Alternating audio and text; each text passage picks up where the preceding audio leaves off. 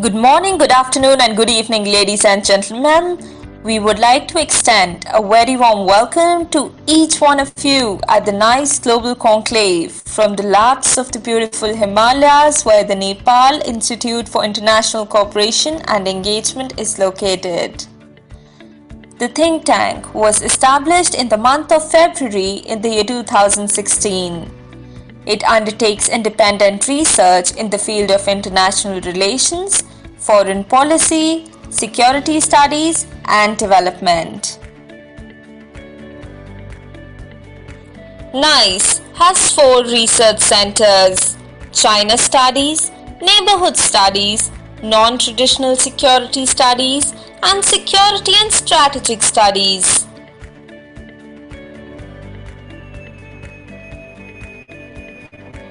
The institute focuses on 8 research topics: climate change and energy, global governance, sustainable development and smart cities, refugee and migration, China's Belt and Road Initiative, border and transboundary water politics, Indo-Pacific affairs, disaster management, and international economy and development.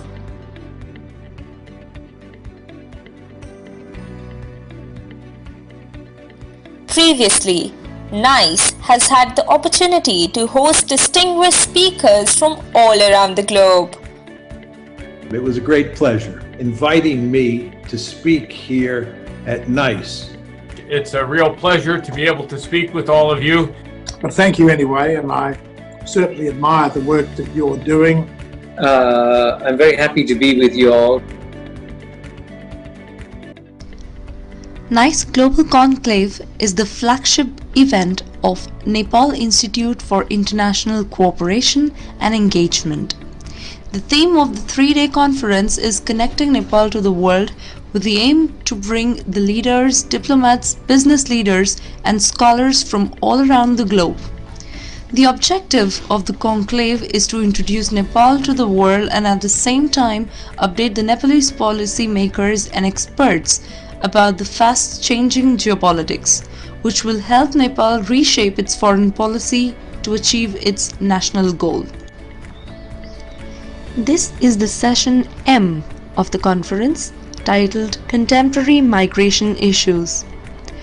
And to moderate this session, it's a real pleasure to have Kabita Parajuli here with us.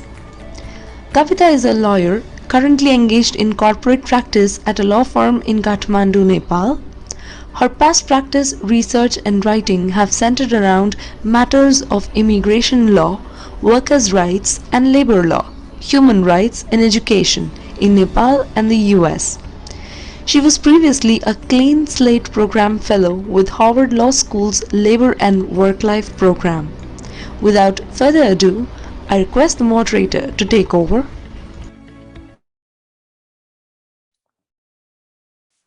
Good evening, good morning, good afternoon, everyone. It is a pleasure to be here with you today. And I know that we are running a little low on time because the previous session went over. So just very briefly to introduce, we have with us today 6 speakers from very different global locations who are connected by their commitment to understanding the dynamics that drive migration and re-entry in different parts of the world, as well as the linkages across these. What I could do is perhaps just introduce folks as they're coming. And so the first speaker that we have with us today will be Professor Dr. Rodolfo Casillas, who is a professor in the Latin American Faculty of Social Sciences at Flacso in Mexico. So Professor Casillas, please go ahead.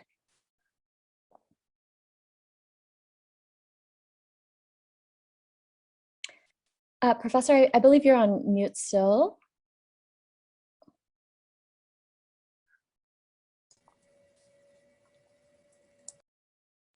Can you hear me?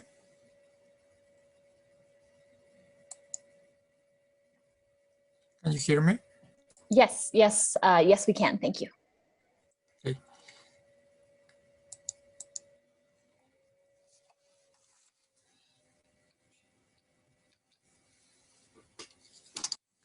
Can you see my PowerPoint? Sorry. Yes, yes, we can. Okay, thank you. Thank you. I'm grateful for the kind invitation to take part in this international event, particularly at this roundtable on migration. From Mexico, I send a cordial greeting to the other speakers on the panel and to those who are listening to us. I would like to ask you to read my PowerPoint slides while I present my arguments.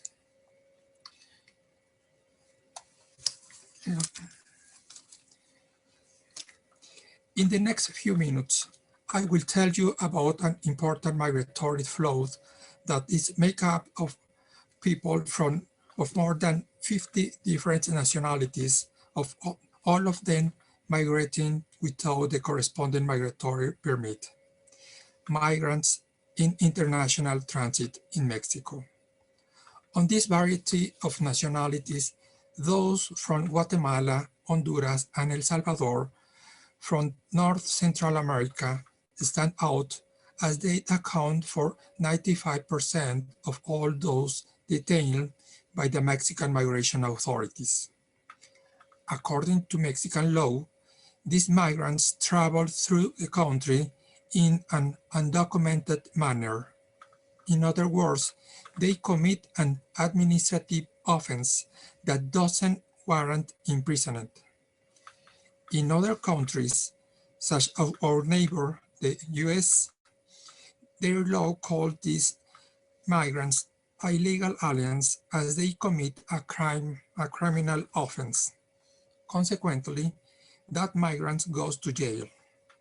From this initial approach, we began to see complexities and differences of great interest for this international conference.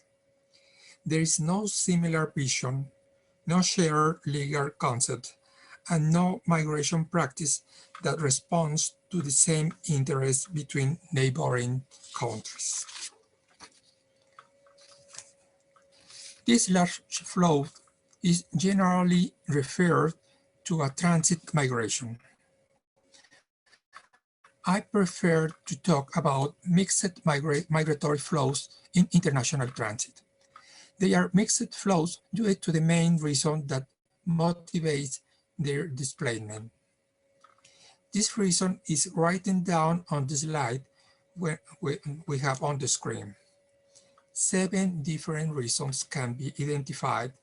We do not rule out the combination of 2 or more of these reasons. Making that distinction of reasons is important in order to design and implement migration policies according to each flow. I mean, in the country, on average, we have 100,000 undocumented migrants detained every year, just over 1 million arrested every 10 years since the 90s. But we have almost 200,000 migrants in transit last year. Numbers is a partial and incomplete truth that remains unchanged precisely because no progress has been made in distinguishing the reasons for each flow. Today, with a better statistical record, we can find different reasons and migration policy could be designed by flows. But there are other complications that we will see immediately. Mixed flows are the most prominent. Through the involvement of transit networks, smuggling networks, the flows coming from Asia and Africa are the ones that most attract the attention of national and regional security authorities due to the existence of possible communication vessels with other types of criminal organizations as trafficking, terrorism, and organized crime networks.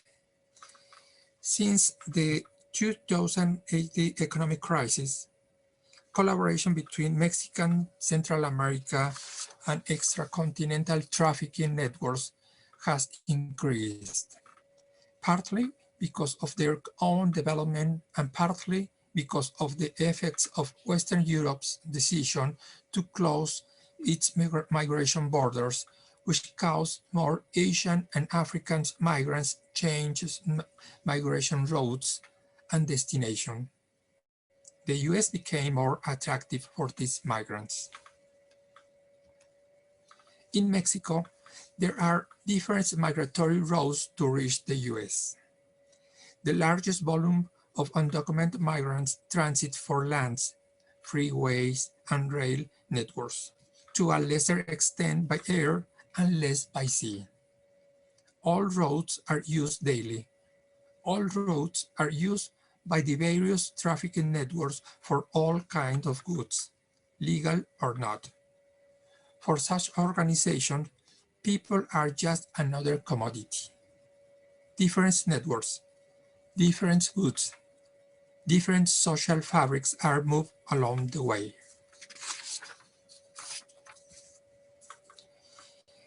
The strategic question is, who runs the international migration in Mexico?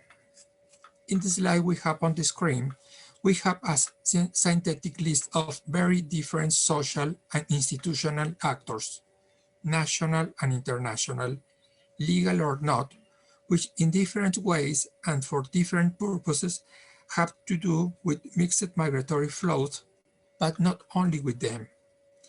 This slide only tries to mention actors, not to specify responsibilities. Most of these actors are known, but perhaps they are struck by the inclusion of organized crime. Organized crime is on the list because it usually charges each undocumented migrant in transit a certain amount to allow them to transit, or kidnaps migrants and collect ransom, or kidnapped migrants, girls and women for the sex trade, or kidnaps men to make them to work in their illegal activities. The police have released an average of 10,000 kidnapped migrants a year. That figure gives you an idea of why it is on the list. Faced with this social and institutional complexity, what is the position of the government of the US, Mexico, and the three Central American countries mentioned above? As we see in the slide, there are at least three different positions and consequently different action by the governments involved. They do not respond to the same mandate, do not share views on migration, do not act in the same way, and do not produce the same results. This doesn't deny that there are agreements and mechanisms for cooperation between governments and on certain migratory tasks. As a transit country, Mexico is in the middle of two poles with different positions on international migration. Globally, there is an intention to manage international migration in the place of origin. Is it possible for this to happen when the places of origin are usually places for severe deprivation of all kinds?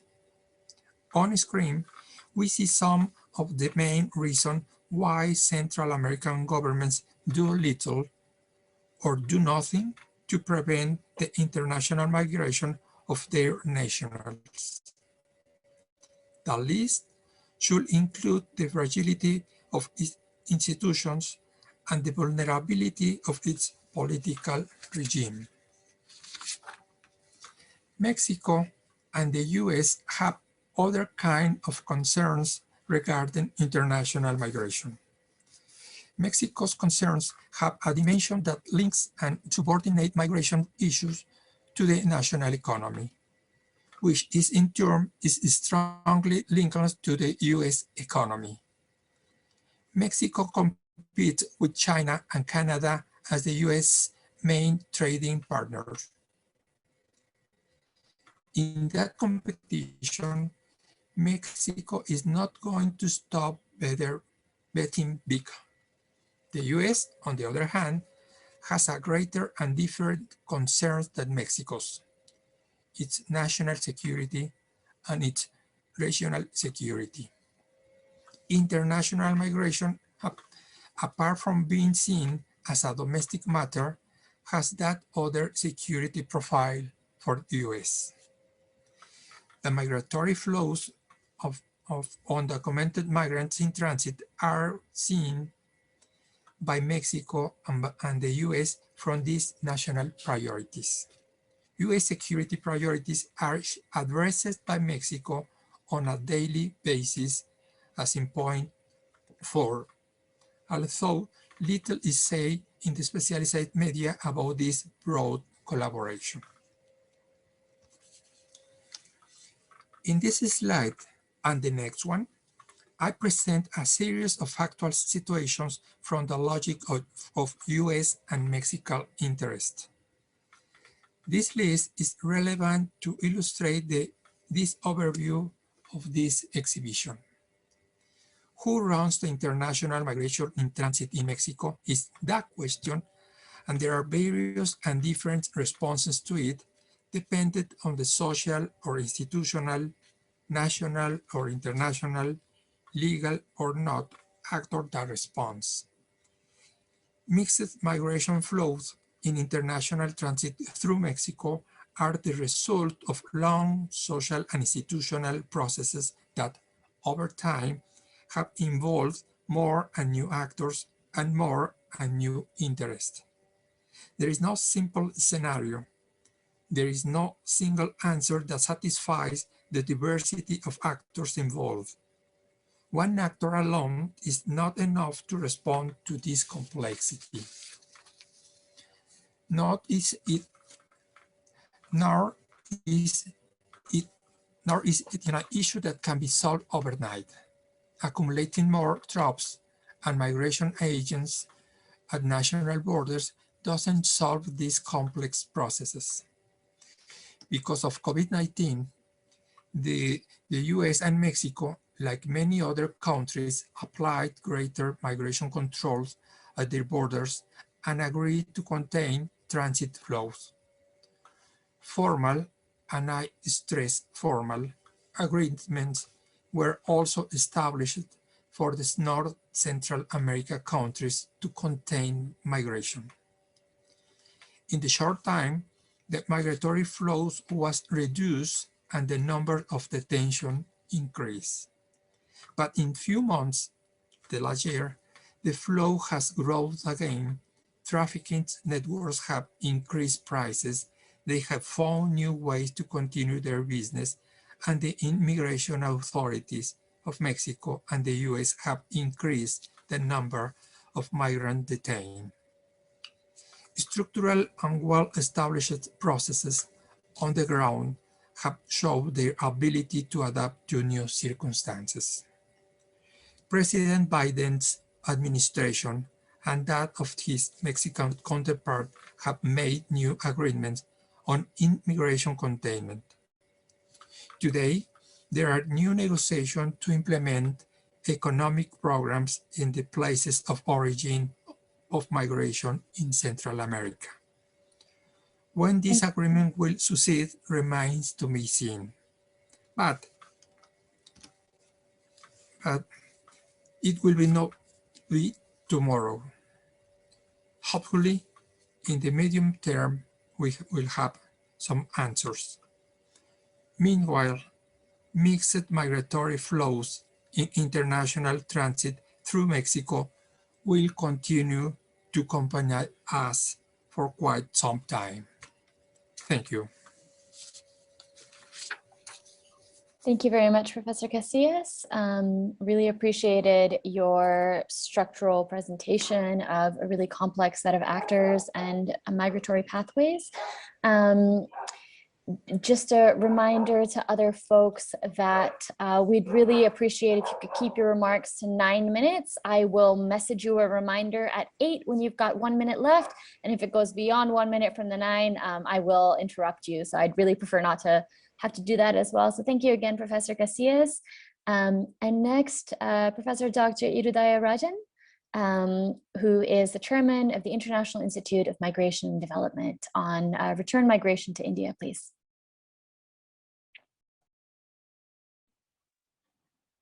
Thank you.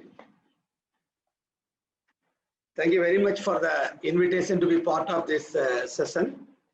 I'm going to talk to you because, as our chair rightly said, that limit to 9 minutes. So I will give some specific point for us to, discuss a little bit later. If you look at the database, what we have on India, according to the UN system, India has close to 17 million international migrants. However, the Indian government says that Indians are present in almost close to 200 countries.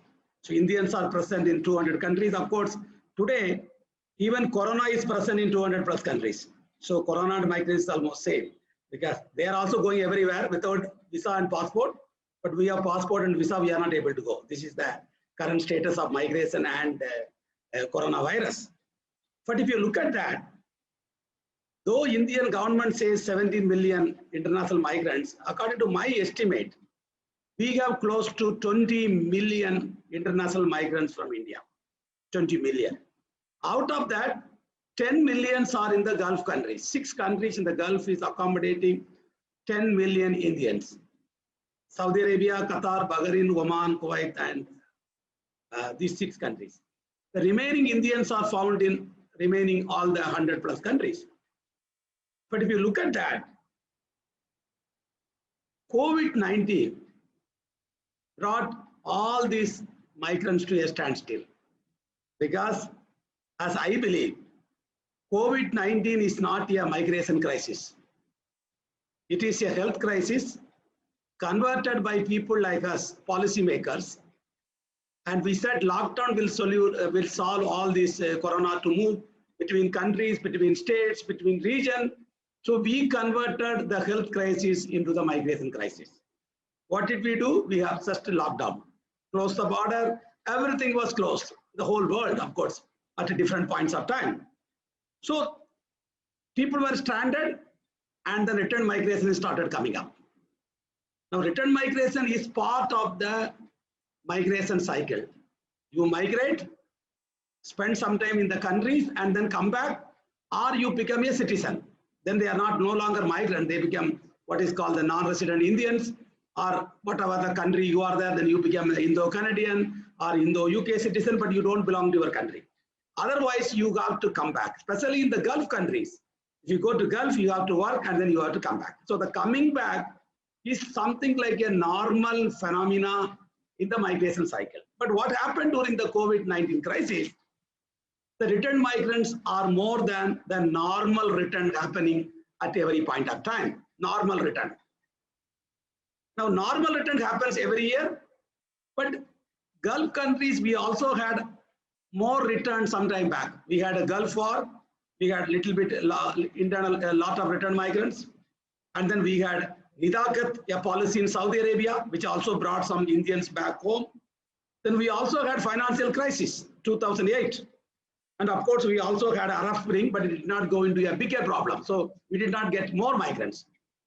But if you look at it today, the Indian government says close to 2 million migrants have returned from the Gulf alone. That means out of 5 Indians, 1 have returned. And this is a huge number we are talking about. Though the World Bank says the remittances has not come down. Remittances decline is very less. But the Indian government says 2 million, but some estimates say 3 million people have come only through Vande Bharat special flights, the biggest evacuation done in India's migration history. Now, when they came back, I think there are 3 bad things happened to the return migrants. 3 bad things. I think it just not happened to India, it happened to Bangladesh, Pakistan, Nepal, Philippines. It's almost the countries which are sending large migrants. What happened? When they came, we have branded them as a stigma. They are called the COVID carriers. We don't want them. So there's a stigma created among them. I think that's something we did very badly for them. I think they deserve much better treatment by us because they were sending remittances. We used to call them big, big heroes, but we treated them as high stigma. And whenever they come to the airport, for example, in Nepal or in Bangladesh, when they return from the Gulf countries, there will be at least 10, 15 people from his house will come back and receive him. This is the first time they came. Nobody was in the airport. The heroes become zeros. Earlier they were heroes, now they become zeros. The third point, what happened to them was, this is probably the first time in the history of returned migrant from all the South Asian countries. They came with empty hand. No money, they were begging for tickets. I have seen in the Gulf country, they were begging for food. They were not beggars. Migrants are not beggars. We made them to beg and they came back and they were quarantined. And you treat them like, I don't want to say, this is what we did, most of us did. Stigma, zeros, and they came with empty words, empty hands, and they were cheated. Even their wages. It's like a daylight robbery by the employers. The workers were not even paid salaries. They were all running. They don't know what to do, especially the COVID wave. When people were, nobody knows what will happen next week. So they took the first flight and they were being cheated. And this is 3 things happened to the migrants. Now, when you look at the migrants, normally what they do, when they return, they will re-migrate. I think slowly people started going from Nepal, going from Bangladesh, going from India. This is first thing they do. Some of them will return to re-migrate. Some of them were the normal returns. Every year it is a war or it is a virus, people will come. So there's a second part of people, they don't need our attention because they will normal return. The third one, COVID brought what I call them distress return migrants. This is the first time we have a lot of people, what I call them distress return migrants. You have 3 types of migrants: return to re-migrate, normal return, and the third one is distress return. They require our attention. But what we did, for example, this is true for many countries. India announced what we call them 20 lakh crore policy for revival in India. It came with several packages, but not even a single word talking about return migrants. Not even a single word. So India received $83 billion last year. Not even a mention in the 20 lakh crores money which you are going to revive the economy. We are not even mentioned. And that is what we treat our migrants, though they help our countries through remittances. And whenever there's a problem, for example, Kerala had massive floods, they supported us. And similarly, Nepal, we know that they supported us, but we failed to recognize that we are not even thankful to them. No, we are not even thankful to the migrants. And finally, what they are going to do? Some of them will re-migrate. Definitely they will re-migrate. But then COVID-19, basically post-COVID, there will be a huge opportunities for people to go back. But what may they require? There may be new jobs will come. Some jobs may even go away from the Gulf market. Some jobs may not even exist when you go back. I was telling somebody in olden days, if you go to any city, there will be a lift operator lifting the hotels. Now there is no lift operator post. We are lift operators. We lift, we do our 6th floor, we finish the thing. So many jobs will go, many jobs will come. Are our South Asians are skilled to take those jobs?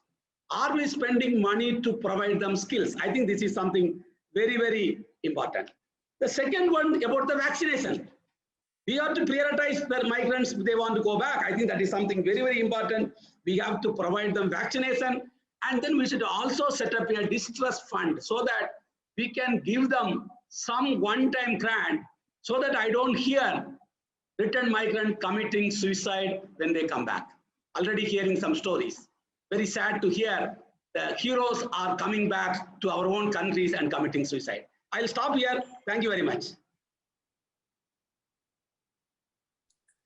Thank you very much, Professor, for highlighting these really important issues that are facing millions of migrants across the region right now, and also for highlighting some of the ways that there could be a path forward, both so these migrant workers and others are receiving relief. So if there are questions, again, as a reminder, you may be especially provoked after this particular talk, please do put them in this chat. And now if we're ready for Professor Dr. Lakshman Dissanayake's presentation, we can go into that one. Are we, Dr. Jaswal? Yeah, hi Kavita, Vijayta here. I'll just play it once, and if it's running all right and you can hear the sound, just let me know and then we'll continue with that. All right, Go great, ahead. thanks. Mhm. Yeah, yes.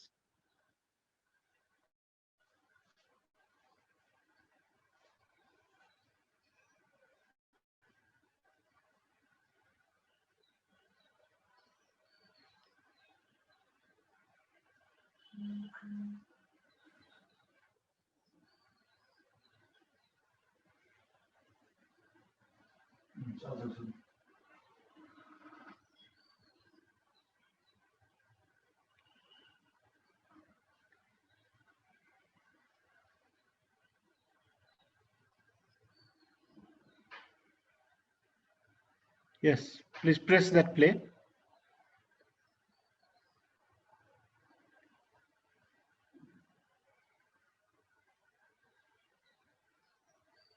Now, we all know that age structure changes due to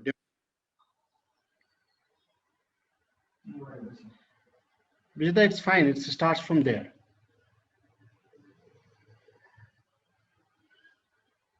Now, we all know that age structure changes due to demographic transition taking place and variation in the supply and demand for labor. Labor migrant trends have been on the upswing, predominantly in Asia.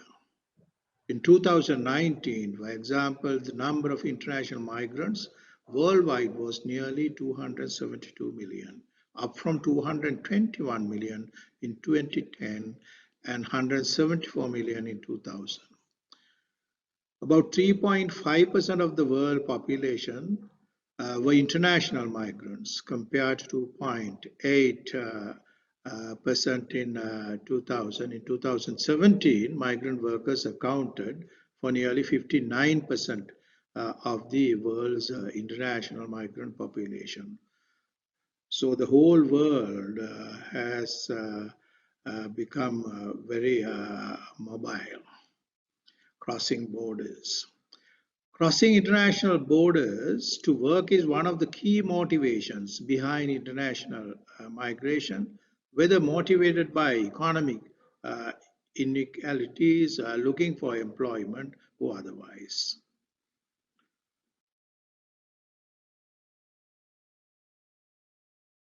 Now, when we talk about international migrants, returnees, and their reintegration at the place of destination, we find two important interventions.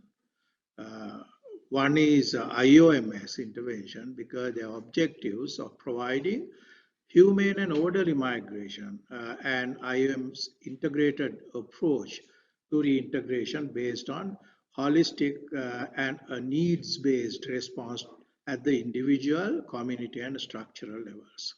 The second one is the Colombo process 5 thematic area working groups in mapping reintegration measures, the role played by the governance of labor migration in South and Southeast Asia, which is called GOALS program, in working with the Colombo process, member states guided by the Colombo process, TAWGs. Now, when you look at the migration situation in South Asian context, we find in Afghanistan, although the conflict-induced migration accounted for 95% of all migrants from Afghanistan in 1990, this trend shifted dramatically to where labor migrants comprise about 50% of the Afghan migrant group by 2015, because you see the magnitude of movement across countries. Bangladesh, annually more than 400,000 workers leave Bangladesh for overseas employment. India, there are about over 30 million Indians overseas, with over 9 million of the Indian diaspora concentrated in the GCC region. Over 90% of Indian migrant workers, most of whom are low and semi-skilled workers, work in the Gulf region and Southeast Asia. Nepal, there has been a significant increase in volume of workers to the GCC countries and Malaysia for temporary employment. For example, in 1993-94 period, there were only 3,600 migrants, but it reached to 236,000 in 2018-19 period. Pakistan, over 11 million Pakistanis have moved abroad for work during the period 1971 to 2019. About 99% of those migrants were men. Sri Lanka, recent estimates indicate that over 1 million migrants work abroad, while the annual reported outflows are about 200,000 persons. So it's a huge number when it comes to the population size of the country. The recent estimates reveal that the total number of departures for foreign employment was about 211,459 in 2018. When another important thing to examine is the migration governance and reintegration strategies. So you can't forget the sustainable development goal when we talk about migration, because SDG 10 talks about reduce inequalities. Target 10.7 of SDG says facilitate orderly, safe, regular and responsible migration and mobility of people, including through implementation of planned, well-managed migration policies. The inclusion of migration in the 2030 Agenda for Sustainable Development highlights the positive contribution of migrants to inclusive growth and development. So that is why the migration is integrated in the number of Sustainable Development Goal targets, such as ending modern slavery and addressing the vulnerability of migrant workers and so on. So as a result, in 2015, the International Organization of Migration, IOM, developed the Migration Governance Framework, which is very important. This framework offers a concise view of an ideal approach that allows state to determine what it might need to govern migration well and in a way that suits its circumstances. Because we cannot talk about reintegration without looking at migration governance programs in each country. Now, when you explore about this topic, this is what I have found. Lack in promoting the socio-economic reintegration of the returnees and the utilization of their skills. This is when we look at all these South Asian countries, you find these are common issues that we can identify or observe. Services for returning migrants represent a missing dimension in the migration governance system because of the perception that the adoption of reintegration services may encourage further returns, which could result in low-skilled migrants becoming an economic burden to the country. The third one, the skills acquired during the work at Gulf do not enhance employability after return in the local market. You see, there is no positive impact upon labor migrants' work profile status of the period before migration. Some of the countries don't have that information. So very limited labor market opportunities available for return migrants from Gulf, which forced to be either unemployed or be self-employed, especially in the informal sector, and provide casual labor. Initiation of only some ad hoc programs for returnee integration, but it appears that a more concerned approach is required.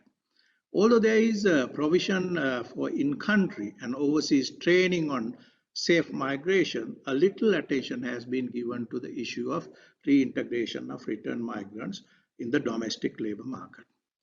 So the process of return and reintegration must be managed effectively while empowering and protecting returnees and their families, and this aspect is lacking in most of the countries in our region.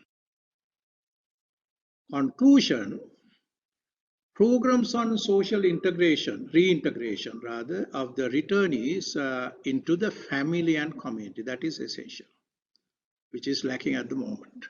Use of the skills acquired during the work at Gulf to enhance employability after return in the labor market, for example, in care industry. Tracking the continuity of work profile before at destination and after return. Rather than having ad hoc programs for returnee integration, a more concerned approach is required, as I mentioned earlier. And also there should be programs to empower and protect returnees, and also, very importantly, their families. Thank you very much.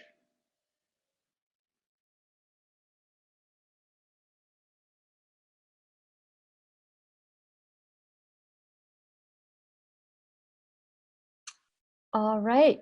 Well, Professor Dissanayake is, of course, not with us for this session, but I hope others were also able to find some connecting themes. I'm sorry, my timer just went off there too. And again, as a reminder, if you have questions, please do put them into the chat box. I assume otherwise folks are thinking as we go. Next, I'd like to invite Professor Dr. Jureidini to speak. Professor Jureidini is professor at the College of Islamic Studies at Hamad bin Khalifa University. I know that I have personally benefited from his scholarship as well, and so it is my pleasure to invite him, as everyone else, to speak now and share his remarks.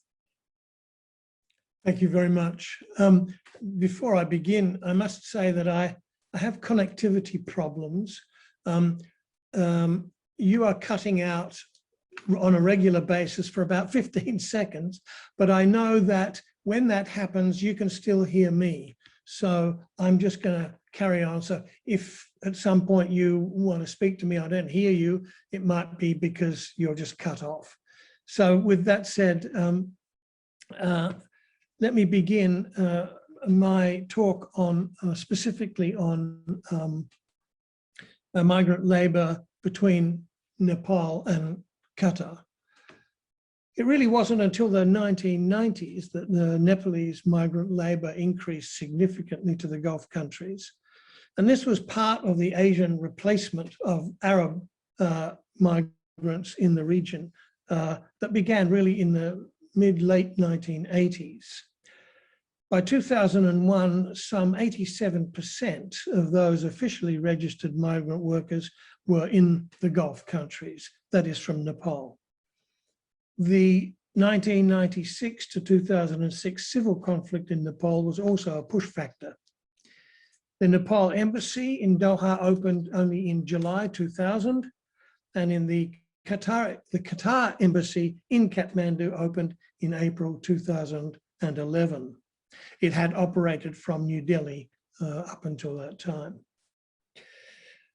So currently, the estimation is that there's around 400,000 Nepalese workers in Qatar, mainly low or unskilled workers in the construction sector, and they are second only to the number of Indians.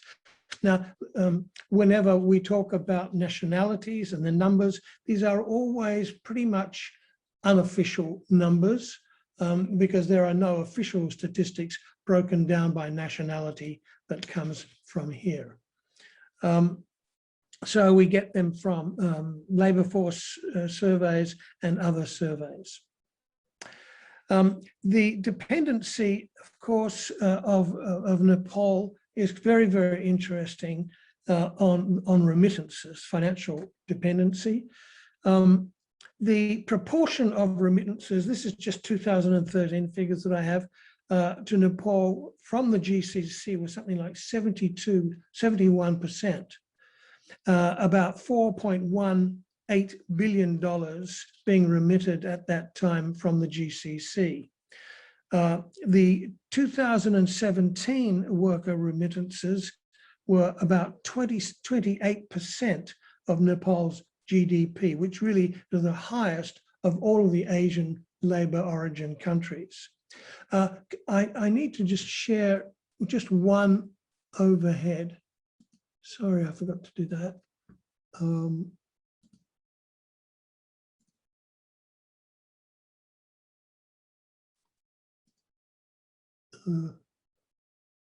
How do I do this? Oh my God. It should be a green button towards the bottom of your screen that says share screen and has an arrow at it. Yes, I got that, but then it says desktop whiteboard. So you just pick the one where the thing you're trying to share is? Yeah. It just says open system preferences, so it's not a good idea. Let me try files. No. Sorry, I don't want to waste more portion of the screen. Maybe that. No. Sorry, it doesn't seem to work. Okay. Let me just read the table out. I'm really sorry about this. Should have been able to test it. So do you need any assistance? Do we display it on your behalf? Well, you know, I have a document. It's only one table, two tables that I just want to show. That's all. Okay, sir. If you need anything, just let us know. Well, I'm telling you now, that's what I need. All right, so Nimesh, can we do something about it? Nimesh? So just give me. Yeah. So we can access the slides through email. Then I think we can do that. Yes, sir. So may you please email us the slides? Nimesh, please mention the email ID that is more suitable to you. I think it will email to whom? Yeah, I've sent you the email in the chat box. Would you mind sending it there? Okay. Yeah, so.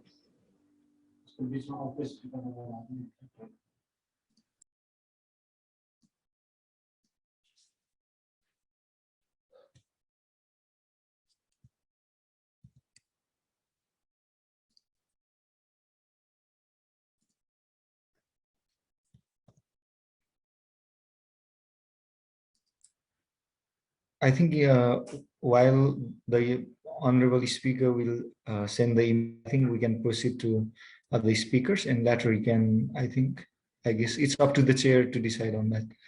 Thank you. Ma'am, he said that, the speaker whose slides that we have to present, we're sorting the thing out. The mail is being sent and he'll just take a while to download and arrange stuff. So till then, maybe please have the next speaker. Is that possible? I think that sounds really disruptive, but if that's what you'd like to do. Yeah, look, I'm happy to continue without the overhead, but I'm sending it anyway.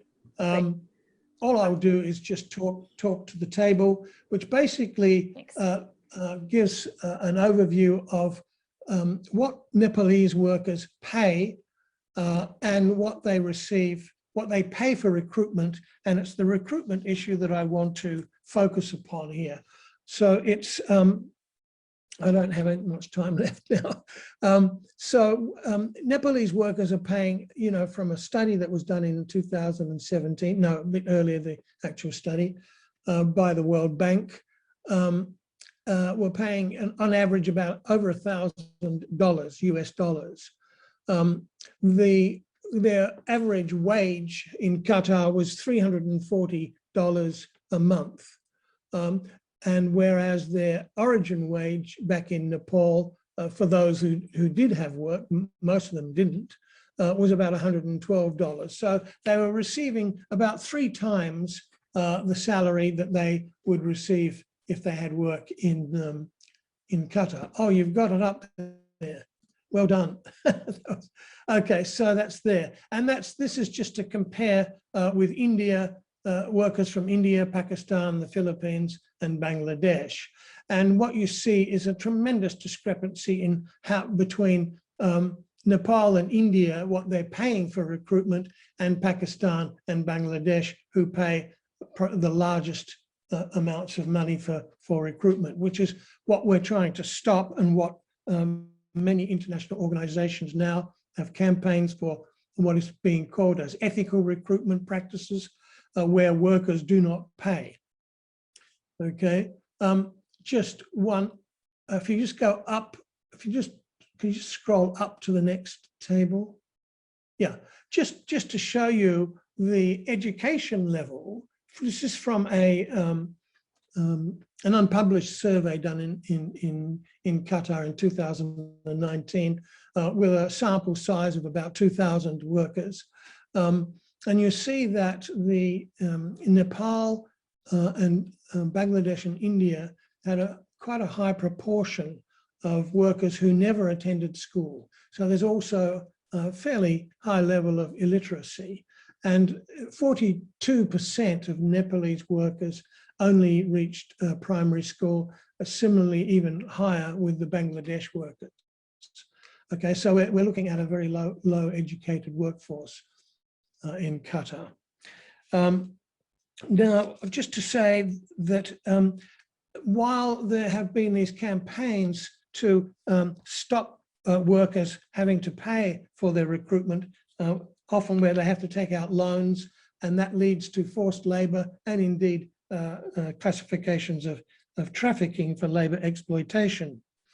But at least Nepal is a country where they have always, have since 2015, attempted to bring about changes in this with the free ticket, free visa campaign, where employers were required to pay for the ticket and the visa, and workers would only pay for training, orientation, health check, welfare fund, and so on, all which amounted to only about 8,000 rupees or $67. But what was interesting here was that, you know, the campaign itself was in a way misleading and misdirected. In Qatar, for example, and Bahrain, the visa is paid for before it is actually issued. The employer has already paid for the visa, and they're required by law also to pay the airfare for workers to come to Qatar.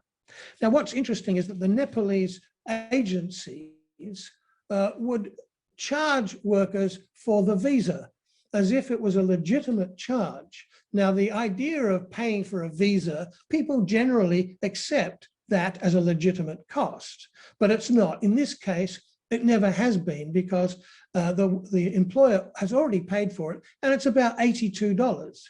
And so agencies often just exploit workers' vulnerabilities and might charge them thousands of dollars saying this is for your visa, when it's just not true. So those sorts of issues have to be sorted out. Now, if the, I'm going to have to skip a bit here. So the other issue is that has happened recently is the Nepalese Association of Foreign Employment Agencies, NAFIA, which many people joke and say it's the mafia, but they protested when the government announced its intention to send Nepalese workers to Qatar under a government-to-government arrangement, mainly as security guards. There was a big hullabaloo about that. Similarly, in January, it was reported that Qatar was recruiting Nepalese youths for their police force, but without Nepal government approval and without a bilateral agreement. Now, Nepal does have agreements with Malaysia, Singapore, and India to service them with their police force and security personnel. And so everybody agreed it was against the protocol. And it was reported that some manpower agencies, large manpower agencies, were extorting up to 1.5 million rupees per individual. That's about $12,500 from the prospective migrant workers. 3 large manpower companies were accused, but they were later pardoned. Other companies were prosecuted, and Indeed, in December last year, the Nepali Times reported a government sting operation against an agency taking money from prospective workers. They broadcast a video of the raid itself called Caught Red-Handed with the Money. It's a very interesting, you can find it on YouTube. So the point here is that any government-to-government arrangements that circumvents the private recruitment agencies is met with serious opposition. And yet we know from previous studies that the government-to-government recruitment is much less prone to corrupt practices. And also the recent controversy over the Qatar Visa Center, I'm not going to go into that right now. All of these things suggest that there must be a much more open collaboration between Qatar and the Nepal governments. They should enter into proper bilateral agreement. That should have happened some years ago, with covering recruitment issues and where it's enforceably binding. And in my view, the development of more of government-to-government ethical recruitment and deployment should be developed and acted upon to establish a benchmark for what people talk about as a level playing field. Employers must pay the recruitment costs. The recent development in Qatar of reimbursing workers by the Supreme Committee for Delivery and Legacy for the World Cup is really an excellent program, but it's not sufficient, and I can elaborate on the problems with that later on.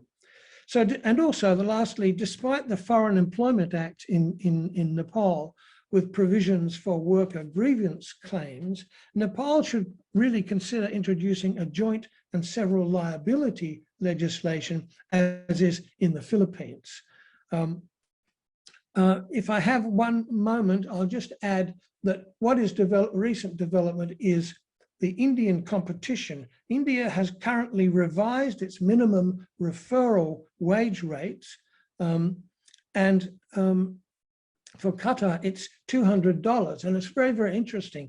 In March this year, Qatar introduced a non-discriminatory minimum wage of $275. So India has now said that their minimum wage is even less than the mandated minimum wage in Qatar, which is interesting. This is clearly in competition with the COVID situation. India is competing with other countries. And as the large construction projects are coming to an end, being completed in Qatar, fewer migrant workers in the construction sector will be needed, and many have already left. The case of the security and police force scandals illustrates that the demand for labor will be shifting now in the lead up to the World Cup in November 2022, and that will be more in the hospitality, security, and other service sectors like medical and health. I'll leave it there. Thank you very much. Thanks for your patience. All right, thank you very much, Professor Jureidini, and I'll take us right along to the next speaker, Professor Parajuli, who is a professor of Hispanic, Cultural, and Migration Studies and the head of the School of Languages, Linguistics, and Film at Queen Mary University in London. Thank you, Professor Nair. Thank you. Thank you. I hope you can all hear me clearly. Thank you for the privilege of being here at this conference and learning from everyone else. I'm going to very briefly present some findings from a project that we recently engaged in at Queen Mary, together with the Global Research Forum for Diaspora and Transnationalism in India. The project was entitled the Migration Pandemic and Lessons from the Third Sector, and responses from the third sector, lessons from Brazil and India. It was quite a wide ranging project that looked at two emerging important powers in the developing world, and looked at the ways in which the pandemic has unleashed displacement in two countries. For the purposes of this panel and this paper, knowing our time constraints, I'm going to focus on a very small or one specific aspect of the findings that we had. And really it's about the role of civil society. Often I think a less mentioned actor in the whole migration policy scenario, perhaps not fully acknowledged. I think we often talk about government rules and border policies, etc., and migrants themselves and labor, particularly in terms of labor and the economy. But I think it's also important to integrate into that debate and into that discourse the role of civil society. The focus of this paper is really on the March 2020 lockdown in India, which was announced with just a few hours of notice, and which, as has already been mentioned in this panel, unleashed a very large migration of people, the largest migration since partition in India. And there were, broadly speaking, three groups that were affected: internal migrants within India, the Indian diaspora, particularly from the Gulf region, and non-Indians, both migrants and refugees in India, which is of course a country that is not a signatory to the International Refugee Convention and its associated protocols. But looking specifically at internal migrants in India, they form an essential part of the social fabric of the country, and very present in urban and industrial clusters, and a key aspect, if you like, or they form the basis of an informal sector, which comprises around 90% of the workforce. So we find, therefore, that when the lockdown occurred, there was a very, very large number of workers, migrant labor, in the informal sector, undocumented, often in cities and factories, finding work through contractors who were themselves hired by other contractors, and so on. And many in parts of the country that were well removed from where they came from, with different ethnicities, perhaps even different significant caste differences in many cases, and very different geographies, cultures, languages, and with few rights and few pathways to representation. And yet these people are actually key actors in keeping the economy, the industry, and the urban life of India working, keeping the big systems of the country working. What happened when the lockdown was announced, and in the weeks that followed it, of course, was an immediate and severe impact on livelihood, where pre-existing vulnerabilities of migrant labor were, of course, seriously exacerbated, and very instantly often. There were sudden job losses, which not just meant future income being cut off, but also back pay not being paid. So many people were left stranded financially through non-payment of salaries. And there was also a considerable and widespread lack of information, so that people were left in a state of panic without really knowing what to do, or what really was going to happen, or what the lay of the land was ahead of them. And I think that there were many actions that followed. Many sought to return home, because what else could they do? But they had neither resource nor transportation, because of course national transportation had been shut down as well. And many were held in quarantine centers in unsalubrious conditions, as we have heard, and sometimes did not know for how long, and others just disappeared or relied on informal networks. So what we find also within this scenario of general chaos is that, as I said, those who were already precarious became rapidly much more precarious. Particularly affected were the elderly, women, children, and the transgender community. And those from lower castes, of course, were significant in the numbers of those who were affected. So people who were Adivasis and Dalits, etc. And and in many of these cases, these were also people who, having come from different states of India to work elsewhere, lacked IDs. So they were a part of the informal economy, and therefore remained unrecognized and undocumented. So it's a very, very poignant situation of having undocumented migrant labor who are citizens of the country and yet non-citizens at the same time. Migrants, of course, tried to organize themselves to respond.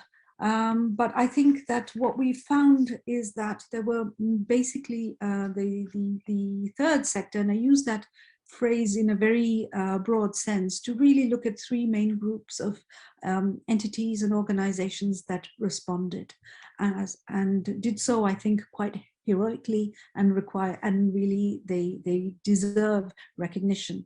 And they were NGOs, some of which were very allied to trade unions and worker rights organizations. Others were faith-based, and others were also migrant-led organizations. So organizations where migrants organized themselves.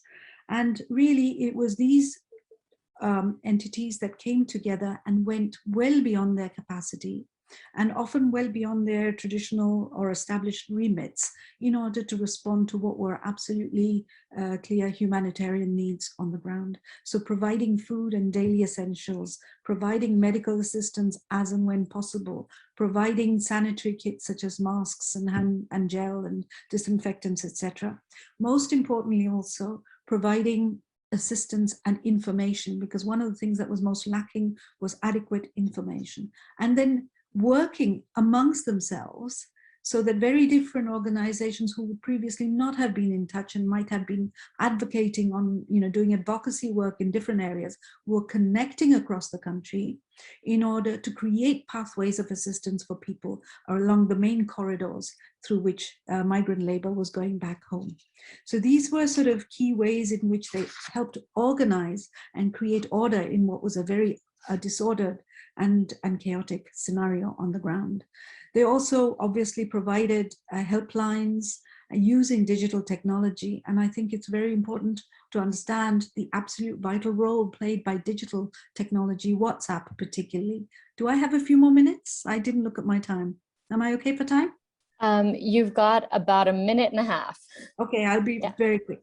So, but at the same time, I think what's absolutely important are two things. One is to understand the challenges that civil society continues to face, and probably, in the face particularly of this second huge wave that has hit India.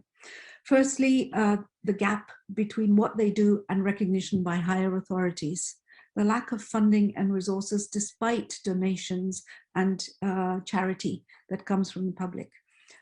Easy access to sufficient healthcare. So the lack of healthcare was a major problem. And also the inability sometimes to go and help those in the most remote places, people who were often those who were most in need of help. And I think a sort of disconnect between the government and its policies and the way in which then the needs were felt on the ground. But there are also, I think, a lot of good practices to be taken away from what civil society has taught us in this time of great despair. Firstly, that IDs are needed. There must be some way in which workers can be documented and their contributions and their existence acknowledged. Secondly, that there is a need to learn from what they have learned. So their direct experience of this mass mobilization of humanity is something that is of both a national and international relevance as the pandemic progresses and continues to wreak havoc across the world, particularly in developing countries where infrastructure is weak. Finally, the fact that they are holders of great data, and really there needs to be a policy that supports the sharing of data from the ground up in terms of realities. And finally, the importance of digital technology and the need to legitimize the work of CSOs and civil society organizations and to engage them as active partners, if not leaders, in the field of good, safe, and orderly migration management. I'll leave it there for now. There's a lot more, but I'm sure we will have another occasion or questions. Thank you. Thank you so much, Professor Dr. Nair, especially also for your attention to time and for asking, and for highlighting again the importance of civil society actors, especially as any of us who have been part of those organizations or government know in creating laws and changes that are actually responsive to and helped to be guided by workers who are directly affected and their families. So thank you for that.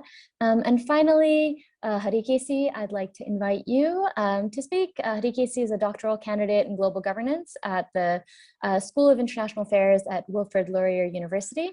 And I'd like to invite you to speak about labor migration across the South Asia and GCC corridor. Just as a reminder, I will send you a message at 8 minutes, and then we'll have to probably cut you off soon around then so we can get into questions as well, if that's all right. Thanks. Sounds good. Okay, can you see this screen, my screen? Can you see my screen? Yes, we can. Mm-hmm. Okay, thank you, Chair, and thank you, Nais, for the opportunity. And it's a real honor to be part of this panel with distinguished scholars. In my presentation, in my talk, I draw on my doctoral dissertation, which is still in progress. As part of my fieldwork, I had conducted a multi-sited ethnography in 4 different countries. Nepal is a country of origin and 3 destination countries in the Gulf. Qatar, Kuwait, and United Arab Emirates.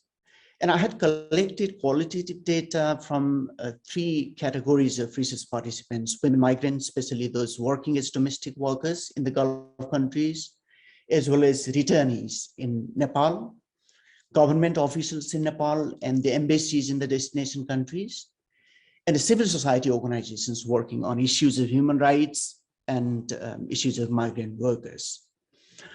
In my talk today, I reflect on 2 questions. The first question is, in the context of globalization, where an increasing number of Nepali women have migrated for work, which is often described as the feminization of migration, what indeed does the feminization of migration mean and entail in the context of Nepal?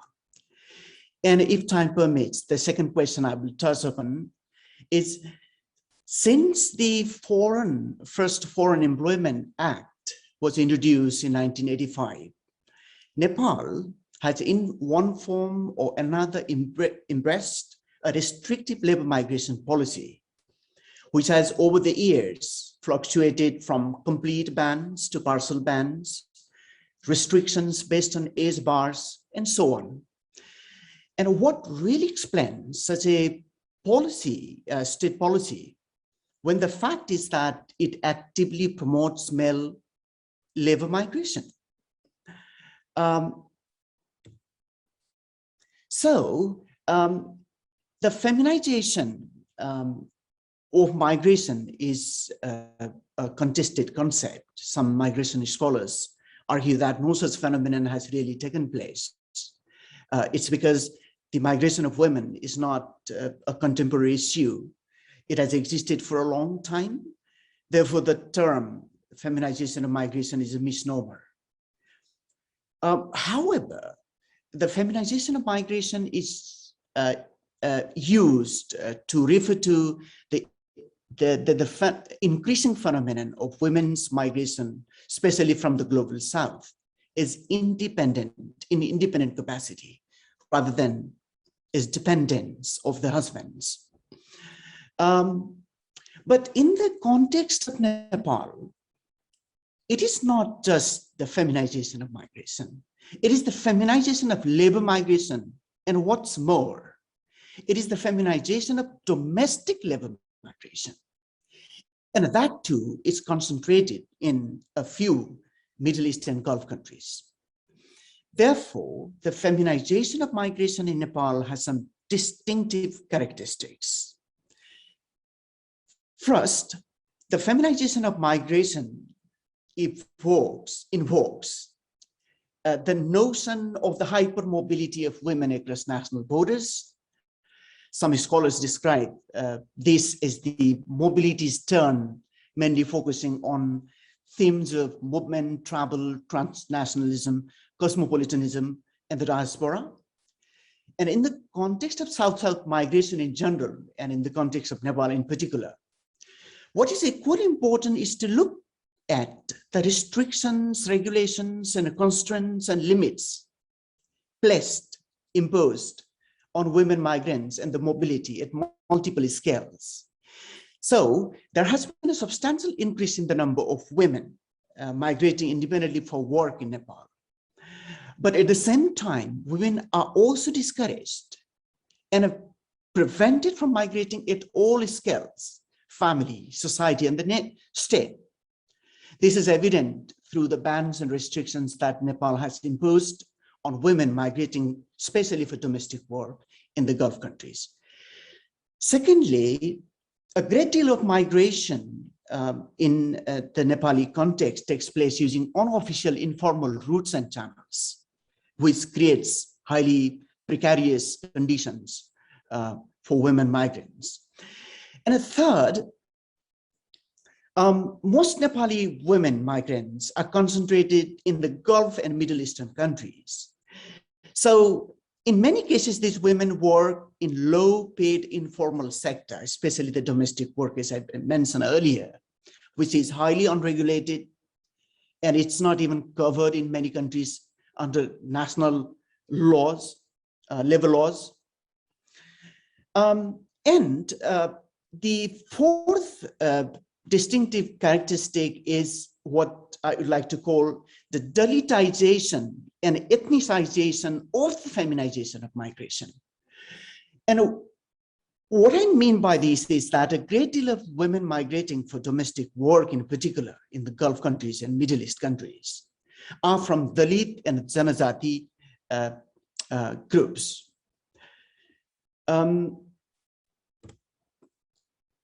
So the transnational migration of women,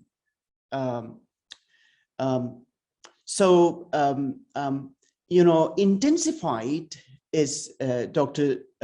Ray pointed out earlier, intensified only after the political change in 1990, when Nepal embraced neoliberal market-based economy.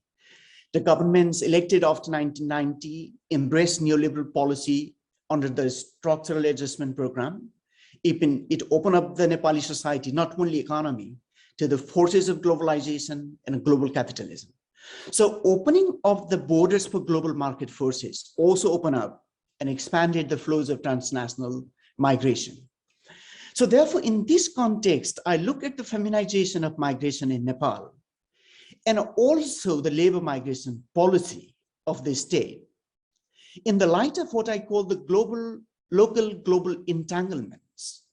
What I mean by this is that the local, and for that matter, the national gender oppressive systems and the global and transnational forces have in complex and intricate ways intersected and interacted with one another in shaping both the transnational migration of women as well as the labor migration policy of the state.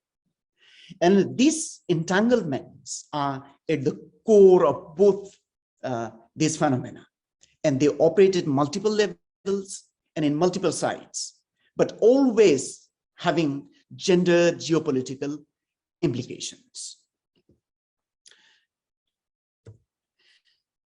So to focus on the transnational migration of women, to look at it in the broader context, I look at the transnational migration of women happening at the intersection of four different but interrelated and co-constituting phenomena: the local oppressive systems, global forces, imaginaries, connections, and geopolitics. So what I mean by local oppressive systems are the pre-existing systems that include patriarchy, other various forms of discrimination against women based on caste, class, marital status, even widowhood. And global forces refer to the transnational flows of ideas and goods and commodities of multinational companies. Indeed, global capitalism and global markets in Nepal have penetrated every nook and corner. So in these processes, what is really important is that the state has been complicit with the global neoliberal capitalism in some instances, and in others, it has been a proactive promoter and adherent. And the third phenomenon is neoliberal capitalism has produced what I call the neoliberal imaginaries. What I mean by this is that neoliberal globalization has firmly implanted the neoliberal ideology, hegemonic norms that emphasize individualism and consumerism is the best way to express one's individuality. Some decolonial theorists call it the coloniality of imagination, the dreams, the desires. And the fourth phenomenon is the transnational connections. Because of communication technology, their transnational connections have been possible. And also using the clandestine networks of dalals, agents, the private recruitment companies based in the destination countries. They can connect easily with women migrant workers. So therefore, my argument is that the interaction and intersection between various pre-existing gender-based oppressive systems and the transnational forces have produced conducive structural conditions for women's migration. So in the context of women's labor migration in Nepal, therefore, the local structures and the global forces and processes are intricately entangled and interlinked in complex ways. The global markets and commodities have deeply impacted women's lifestyles, needs and aspirations in fundamental ways. And the altered social and economic conditions demand sources of cash incomes. But the traditional informal and unpaid work that most women have been engaged in since time immemorial failed to address the transformations created by the globalizing processes. So there is a stark disjunction. My argument is that there is a stark disjunction between the non-monetary, non-paid and informalized forms of labor that most women have been involved in and the monetary incomes required to meet their transformed needs and lives. So, all right, Nepal, Aditi, I think we're going to have to wrap up in the next 30 seconds. Yep. To wrap up, Nepal has not undergone industrialization in the same way that many other countries in the global south have. Nepal's workforce has therefore not experienced the feminization of migration in ways that many women from other global south countries have. But what can be observed is that the same process of neoliberal globalization, global capitalism have produced the structural conditions for women's labor migration. Thank you. All right, thank you very much, everyone. Thank you, Aditi, for your analysis and for your theoretical grounding as well. And thank you, everyone, for your contributions and your provocations. I would like to ask just the nice coordinators if we can take 5 minutes for questions before going into the next one, or what time can allow us, because we're at 7:30 now. Ma'am, you may go forward with the questions. It's absolutely fine. Great, thank you so much. All right, so I'll go ahead and I'll start with a question that I have, if that's all right. Just a linkage that occurred, I think, across everyone's remarks and presentations, which is, I think there's increasingly, at least within the IOM here and in other places, we see, for instance, from remarks tweeted and made by IOM officials here, for instance, that there's a real desire to hold up migrant recruitment agencies as equal stakeholders when they are in fact rentiers. And I'm curious as to the considerations that you would have for this turn that seems to be occurring, that is perhaps to mitigate, but tries to see recruitment agents as equal stakeholders. Do you see this as necessary? Do you see this as harmful? And I think that can go really to anyone, but this question of, is this a race to the bottom? What is it doing? Could you just I'm sorry, I don't know if you can hear me. I can't hear you now, but could you just clarify the question with regard to what is meant by equal stakeholders? It's a... Sure. So for that? instance, a remark from someone who was at the IOM earlier this week in Nepal pointed out that it's important to understand not to demonize, apparently, migrant recruitment agents and to hold them as the words were equal stakeholders in the migration process. So if anyone has any comments on that, that would be, I think, helpful. Well, I'd like to say something about that. Sorry, does somebody else want? Yeah, I think Professor Nair was about to say something, and then Professor Jureidini. Yeah. Shall I start? I'll be brief. Just to say that I think they're a reality, and I think finally agencies, you know, I think it's important that the UN system at least has acknowledged, and I think this is something that emerged very strongly in the work towards the Global Compact for Safe, Orderly, and Regular Migration, that you cannot have migration policy, migration governance without taking into account both the legal and the semi-legal or illegal, if you, for want of a better term, ways in which migration and labor are connected. Sorry, I have work going on and the neighbors, you can hear it all the way in Nepal probably. But I think so therefore taking you know, the middle people, the brokers, the agents, etc. into account it's common sense, because migration policy will not work without them. Yeah, but what is meant by equal partnership? I share that question with my colleague on the panel. Thank you, Professor Nair. Yeah, Professor Jureidini.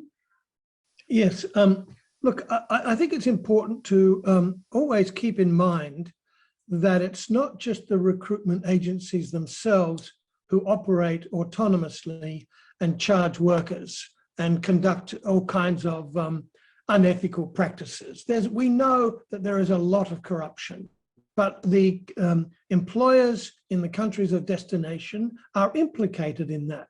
The demand for labor comes with the tendering of contracts in the destination country. That's where the demand for labor comes from. Now they want to keep their prices, their tenders low, so they don't want to pay recruitment costs. And so they foist it upon the workers. And now it's been going on for so many decades that it's become a culture of expecting to pay, right? Now, the agencies that I spoke to in many countries, including Nepal, I mean, they freely admit to the corruption. They just say, look, if we want to stay in business, this is what we have to do. We don't want to do it. We don't want to take this money and pay the bribes to the employees of the employing companies, etc. So, on the other hand, there are contradictions with regard in Nepal with regard to elite, large recruitment agencies who have connections in parliament and so on and so forth. We know about that as well. These are things that are there, but that are not really talked about very openly. So it's one thing to accept them as equal stakeholders, but you need to understand what temptations are always there in front of them, and to be able to police them. And that's not done on a systematic basis. Private recruitment agencies around the world are not adequately policed and audited and monitored. So, but that's what has to happen, because the money that they can earn in this business is enormous. And it's very, very, very, very temptive and seductive.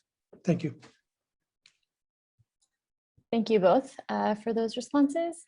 Another question that came up was how would you say that, what are the reasons that the government of India, despite the tremendous amount of money, $83 billion that returned in remittances in 2020, why are migrant workers still not treated as political actors who are involved in a state response? And this is from Bhavna Adhikari. Thank you. Thank you. I think that's a very interesting question because when you look at it, India is #1 in terms of remittances. India also #1 in terms of total international migrants, not just money only. They are not that important, partly because their numbers are very less. If you compare with 1.3 million Indians we are talking about, we are talking about just 1.3 billion Indians we are talking about. These 10 million or 20 million, they are not big number. Also, India has no migration policy, which is true for many South Asian countries. We only talk and talk, but we don't do anything. So I think this is the habit of all the South Asian countries. So there is no systematic policy to either to regulate orderly and safe migration. There is no policy. But India also treats, differently the migrants and the diasporas. So we have migrants and we have diaspora. India has a very reasonably good diaspora policies. Somebody left India and he became an Indian citizen in America or UK. They can come to India. They have the OCA card. They can come for several years and come and stay there. They can buy everything except they cannot vote. So India has a different, the policies for the international, what is called the diaspora, they have a different policy. But the migrants, I don't think they have a very important policy. And they're also not vote bank anyway. They don't vote for any, they don't vote. I think that is also we should look at it because it does not matter. Even state like Kerala where I come, though they talk about too much about returned migrants, we have a ministry, we have minister handling. But when you look at it, actually there are problems. There are problems in handling. I think that is goes beyond these remittances. And second point, until they are all mostly low-skilled migrants. I think you have to think about low-skilled, semi-skilled, unskilled, and then what you call them, what is called the high-skilled. So the high-skilled migrants, I don't think they require any policy, but the low-skilled migrant require policy, which is not being talked too much. And they are just to follow the very old policy of the what is called the Immigration Act. They are talking about immigration bill for quite some time, but nothing has been come up officially in the parliament. And added to that, I also saw the other question on mental health. I think this is something being not talked about. I just mentioned when I'm closing the mental health of the migrants, especially committing suicides. In fact, not only committing suicides, according to the data what I have, 700 Malayalis or Keralites were died during COVID-19 in the Gulf countries. Only in Kerala alone. And India reported around 2,000 people have died there. And I was doing a study with the families who are left behind, shattered by the loss of their, spouses. It can be men, it can be women like nurses. So it's completely, the mental health is not part of anybody's thing. As I said earlier, they are nobody even talking about them, distress.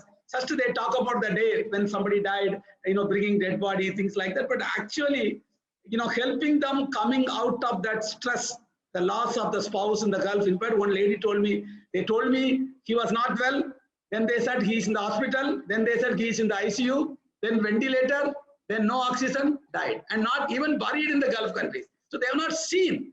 Within 1 week, everything is over. I think that's completely shattered, especially women, children, and the parents.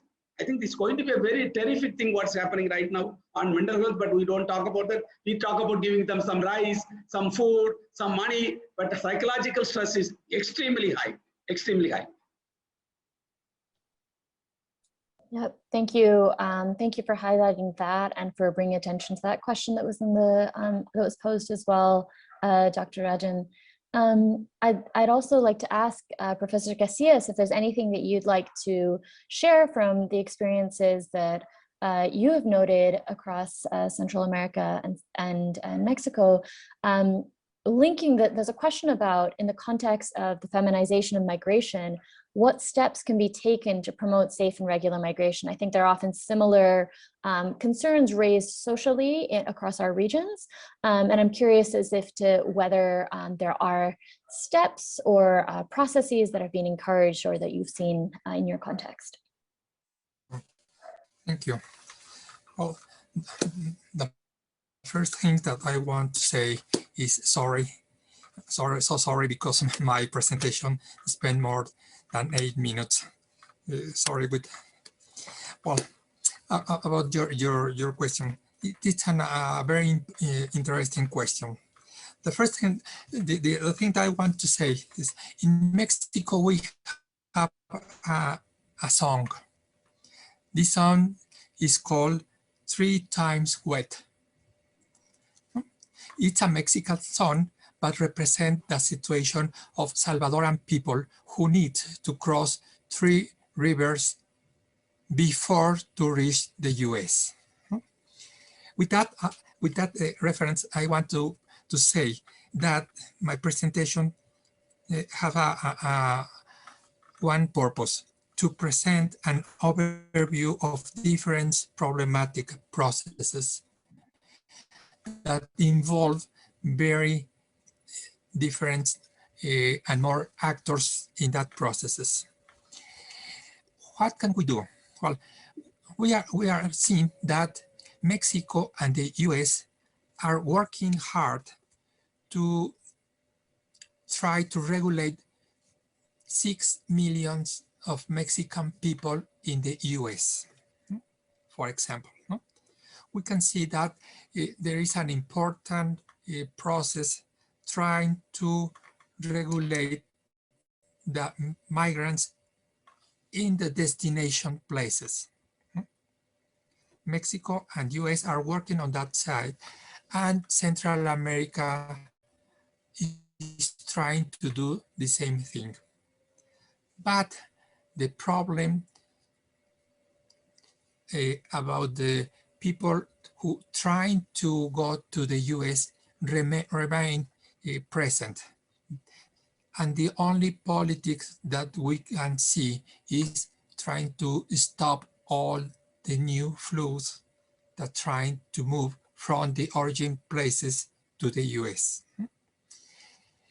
In that process, we can see the participation of the trafficking networks who are working so hard to find new ways to go to the US. Illegal processes, yes, they are. But at the same time, they use the Western Union, for example, to send money, and the legal processes are connected with illegal processes at the same time every day.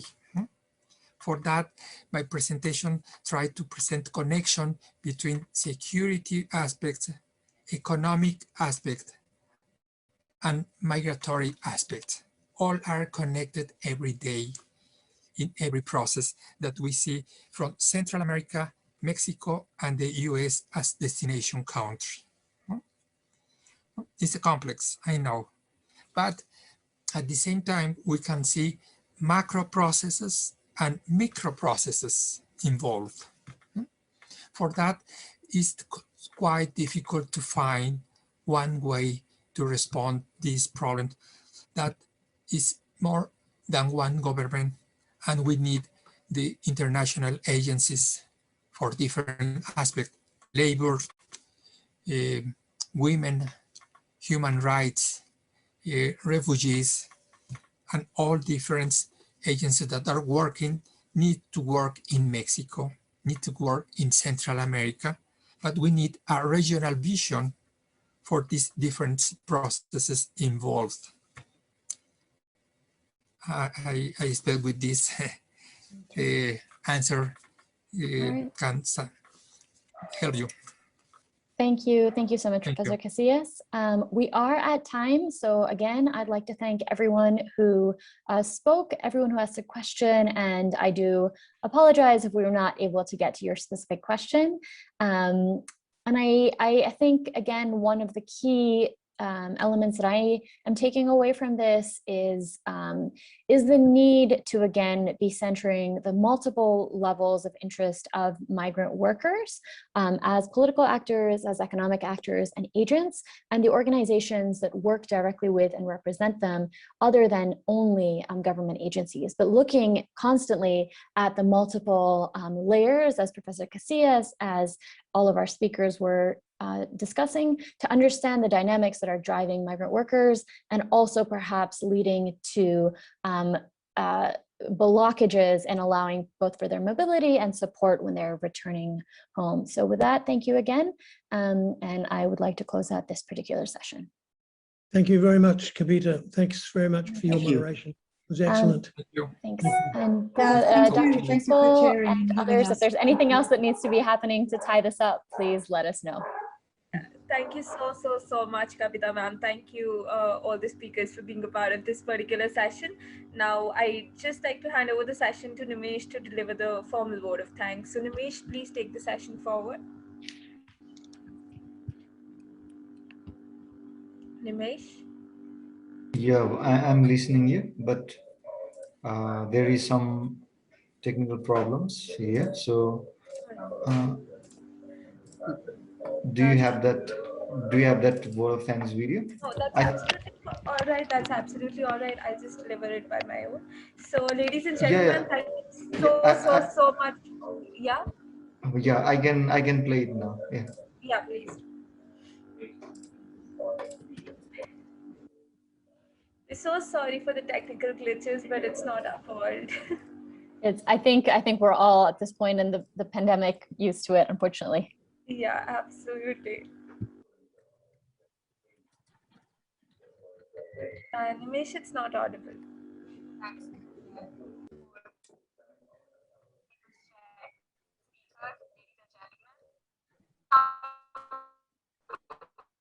At the end of this session, we would like to express a sincere gratitude and thanks to the chair for agreeing to chair and moderate the session today. A sincere thanks also goes to all the speakers for being a part of the event and delivering such comprehensive and convincing presentations. We would like to acknowledge our gratitude to our friends from the diplomatic community, experts, academia, media, and different organizations. Finally, we must also mention our deep sense of appreciation for the audience who participated in the webinar and those who are watching us live. Thank you for your valuable time and attention and for making this session productive with your questions. Once again, we're truly honored to have you all with us today. Please do join us in the next session. Thank you so much.